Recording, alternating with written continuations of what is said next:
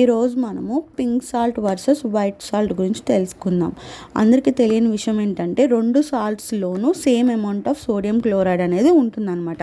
ఈ sodium chloride అనేది blood ప్రెషర్కి, హైడ్రేషన్కి మెయిన్గా యూజ్ అవుతుంది.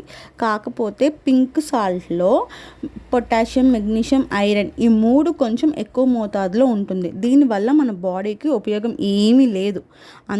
అంత తక్కువ మోతాదులో ఉంటుందన్నమాట. ఏదో చూడడానికి పింక్గా ఉంటుంది, పాష్గా ఉంటుంది, ఫ్యాన్సీగా ఉంటుందని తప్ప దీంట్లో లెడ్ అండ్ అల్యూమినియం అన్ప్రాసెస్డ్ కాబట్టి ఎక్కువగా ఉంటుంది. స్లోగా మన బాడీ హెల్త్ని పాడు చేస్తుంది అనమాట. దీనివల్ల మనకు వచ్చే లాస్ ఏంటో తెలుసా? ఈ వైట్ సాల్ట్లో ఉండే అయోడిన్ కూడా మనకి రాదు. దీనివల్ల థైరాయిడ్ ప్రాబ్లం అనేది ఎక్కువ అవుతుంది.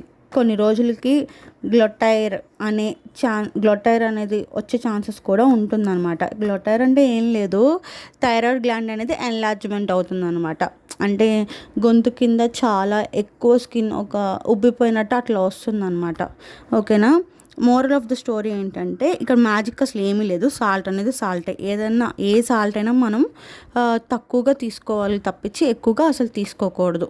అదనమాట నేను చెప్పదలుచుకుంది. Bye friends.